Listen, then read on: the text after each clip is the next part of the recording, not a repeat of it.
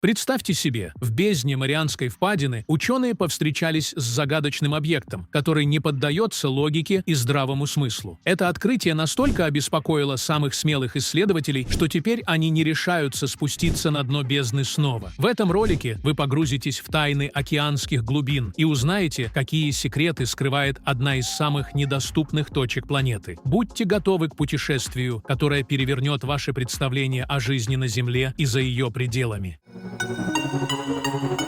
В 1996 году газета The New York Times опубликовала сенсационный материал о погружении оборудования с американского научного судна Glomar Challenger в Марианскую впадину. Шарообразный аппарат, предназначенный для глубоководных исследований, члены команды нежно называли «ежом». Через какое-то время после начала погружения приборы зафиксировали жуткий звук, напоминающий скрежет металла. Аппарат срочно подняли на поверхность, и команда была потрясена увиденным. Мощная стальная конструкция оказалась деформированной, а прочный стальной трос диаметром около 8 дюймов выглядел так, словно его кто-то аккуратно разрезал. Объяснение этому происшествию предлагалось множество. Одни утверждали, что виноваты мифические морские монстры, другие подозревали вмешательство внеземного разума, а третьи винили гигантских осьминогов. Однако ни одна из версий не имела убедительных доказательств, и вся история осталась лишь предметом слухов и спекуляций. Похожий инцидент произошел и с немецкой исследовательской группой, которая попыталась отправить свой аппарат HiFish в глубины Марианской впадины. Устройство неожиданно остановилось, и камеры передали на монитор изображение огромного ящеровидного существа, пытавшегося разрушить металлическую конструкцию. Немецкая команда быстро среагировала и использовала электрический разряд, чтобы отпугнуть животное. Монстр уплыл и больше не возвращался. К сожалению, у исследователей не оказалось оборудования, способного запечатлеть это необычное существо. К концу 90-х годов, когда слухи о таинственных созданиях Марианской впадины начали распространяться среди ученых, вокруг этого места начало формироваться множество легенд. Браконьеры рассказывали о странных свечениях, исходящих из глубин, и о загадочных светящихся объектах, перемещающихся в воде. Капитаны небольших судов заявляли, что их корабли внезапно начинали двигаться с невероятной скоростью, как будто их тянуло нечто огромное и невероятно сильное. Марианская впадина расположена в западной части Тихого океана, недалеко от Марианских островов, всего в 124 милях, благодаря чему и получила свое имя. Эта область является огромным морским заповедником и национальным памятником США, находящимся под строгой охраной государства. Здесь запрещены рыбалка и добыча полезных ископаемых, но разрешено плавание и наслаждение природными красотами. В плане геометрии Марианская впадина имеет форму гигантского полумесяца протяженностью 1584,5 мили и шириной около 43 миль. Самой глубокой точкой является бездна Челленджера, находящаяся на глубине 36 069,5 футов ниже уровня моря, расположенная в юго-западной части впадины, примерно в 211 милях от острова Гуам. На дно впадины не проникают солнечные лучи, там господствует вечная темнота. Условия в Марианской впадине значительно суровее, чем в открытом космосе. Высшей точкой над уровнем моря является гора Эверест высотой 29 032 фута. Можно утверждать, что эта гора легко поместилась бы внутри Марианской впадины и даже оставалось бы 6500 футов водного пространства между ней и поверхностью океана. Несмотря на обилие легенд, окруживших Марианскую впадину, существуют и удивительные факты, подкрепленные неоспоримыми доказательствами. Так, в 1918 году австралийские охотники за омарами сообщили о встрече с прозрачно-белой рыбой длиной 98,5 футов. Описание этого существа удивительно похоже на древнего представителя вида Carcharodon megalodon, который жил в океанах около 2 миллионов лет назад. Благодаря сохранившимся останкам ученые смогли восстановить внешний вид этой гигантской акулы. Длина тела достигала 82 футов, вес составлял порядка 220,5 тысяч фунтов, а пасть была вооружена челюстями длиной 6,5 футов с зубами размером до 4 дюймов. Представьте себе эти устрашающие зубы. Именно такие зубы были недавно обнаружены океанологами на дне Тихого океана. Самый молодой из найденных артефактов датируется возрастом около 11 тысяч лет. Эти находки находки позволяют предположить, что не все представители вида мегалодон исчезли 2 миллиона лет назад. Возможно, воды Марианской впадины хранят в своих глубинах этих древних хищников. Исследования продолжаются, и глубины океана продолжают хранить свои тайны.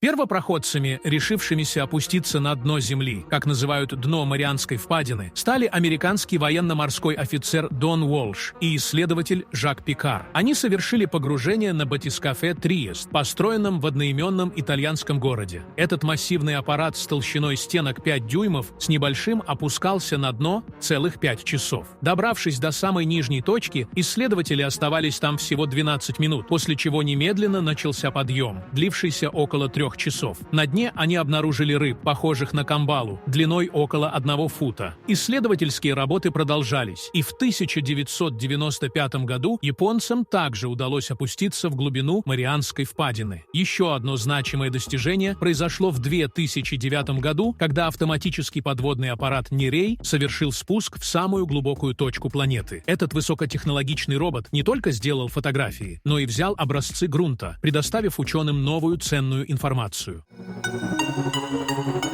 В 2016 году камера подводного аппарата Oceanus Explorer обнаружила на дне Марианской впадины множество неизвестных ранее существ, и ученые оказались шокированы тем, что они увидели. Так кто же обитает на экстремальной глубине? Акула домовой обитает на верхних этажах Марианской впадины, на глубине от 650 до 4200 футов. Рог на носу содержит электрочувствительные клетки, которые позволяют обнаруживать добычу в условиях глубоководной темноты. Меню чудовища довольно разнообразно. Рыбы, рачки, моллюски и другие неосторожные жители океана. Если акула домовой выглядит относительно знакомо, то удильщик — это просто монстр, а подсвечивающий монстр со своим личным фонариком над чудовищной пастью. Жертва принимает светящийся усик за добычу, подплывает к пасти и оказывается проглоченной. О прожорливости удильщика ходят легенды. Желудок существа способен сильно растягиваться и вмещать добычу, вдвое превосходящую размеры самого хищника. Еще одно чудище, затесавшееся, как выяснили ученые, на Земле уже 80 миллионов лет, под названием плащеносная акула, просто сводит с ума одним своим видом. Она живет на глубине до 5000 футов, вырастает до 6,5 футов, питается головоногими, мелкими акулами и лучеперыми рыбами. Вы видели когда-нибудь рыбу с прозрачной головой? Она носит название бочкоглаз, живет на глубине 1500 метров и питается зоопланктоном. Вроде безобидная рыбка, но вид наводит ужас. Вот уж на кого смотреть противно. Так на существо под названием Осидакс. Этот 5-футовый червяк питается останками крупных морских животных. Бактерии-эндосимбионты, расположенные в этих щупальцах, разлагают высосанные липиды на питательные вещества. И это еще не все марианские монстры, от вида которых даже у видавших виды ученых стынет кровь в жилах.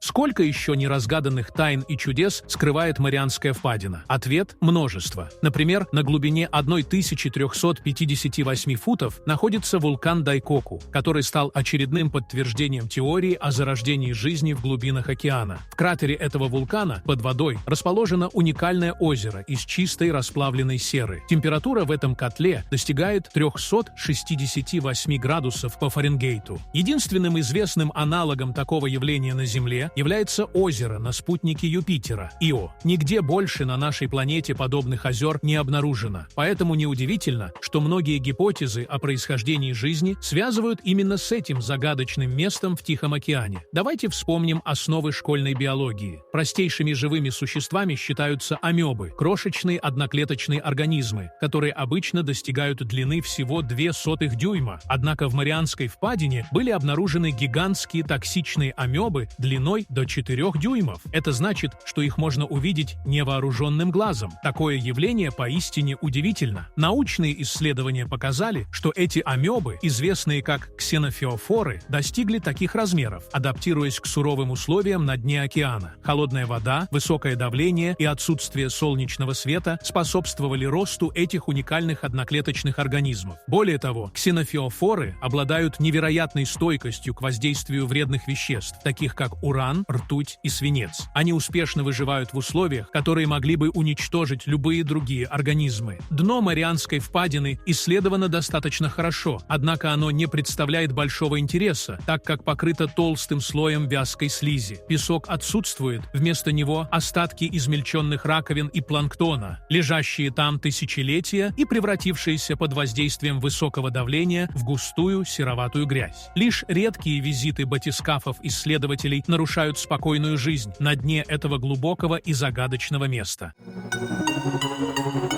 В конце 2011 года исследователи сделали удивительное открытие. В Марианской впадине были выявлены необычные природные образования из камня, напоминающие мосты. Каждый из них протянулся на почти 43 мили. Ученые уверены, что именно в этом месте пересекаются тектонические плиты – Тихоокеанская и Филиппинская, и эти каменные мосты, всего их 4, образовались на их стыке. Первый из мостов, Даттон-Ридж, был обнаружен еще в конце 1980-х годов. Тогда он поразил своими масштабами и высотой, сравнимой с небольшой горой. В самой высокой точке, прямо над бездной Челленджера, этот подводный хребет поднимается на высоту более 8202 футов. Но зачем природа создала такие огромные конструкции в одном из самых труднодоступных уголков планеты? Назначение этих мостов до сих пор остается загадкой. В 2012 году в Марианскую впадину отправился знаменитый режиссер Джеймс Кэмерон, создатель культового фильма «Титаник». Его батискаф Deep Sea Challenge был оснащен современным оборудованием и мощнейшими камерами, что позволило ему заснять величественные и пустынные виды дна Земли. Сколько времени он мог бы провести, исследуя местные ландшафты, неизвестно, но из-за технических неполадок Кэмерону пришлось прервать погружение и подняться на поверхность. Вместе с National Geographic Джеймс Кэмерон выпустил документальный фильм под названием «Вызов бездне», в котором поделился своим опытом погружения в Марианскую впадину. Режиссер описал дно этого места как границу жизни. Там царит абсолютная пустота, тишина и неподвижность. Нет ни солнечного света, ни растений, ни морских существ. Однако это впечатление обманчиво. В образцах грунта, собранных Кэмероном, обнаружено более 20 тысяч различных микроорганизмов. Вопрос о том, как они выживают под таким огромным давлением, пока остается без ответа. Среди обитателей впадины также был обнаружен креветкообразный амфипод, вырабатывающий уникальное химическое вещество, которое сейчас тестируют ученые как потенциальную вакцину против болезни Альцгеймера. Находясь в самой глубокой точке мира, Кэмерон не столкнулся ни со страшными морскими чудовищами, ни с представителями вымерших видов, ни с базами инопланетян. Ощущение полного одиночества и изоляции от остального мира буквально потрясло режиссера. Он сравнивал океанское дно с лунной поверхностью, пустынной и одинокой. Это чувство отчужденности невозможно описать словами, хотя в своем фильме Кэмерон попытался передать его зрителям. Однако тот факт, что Марианская впадина кажется такой безмолвной и пустынной, возможно, вовсе не случайно. Вполне вероятно, что она бережно охраняет свою главную тайну – тайну происхождения жизни на Земле. Безусловно, неизведанные уголки нашего мира всегда притягивали внимание человека. С каждым раскрытым секретом количество загадок не уменьшается, а лишь возрастает. Это утверждение полностью применимо и к Марианской впадине. Я же, друзья, хочу вам сделать вполне обыденное, но очень интересное предложение. У вас есть уникальная возможность стать частью нашей команды. Если вы владеете навыками видеомонтажа, можете озвучивать ролики на русском, английском и других языках. Или же пишите интересные сценарии, мы будем рады с вами поработать. Пишите в нашего телеграм-бота, ссылка в описании. А на сегодня это все. Всем удачи и до встречи!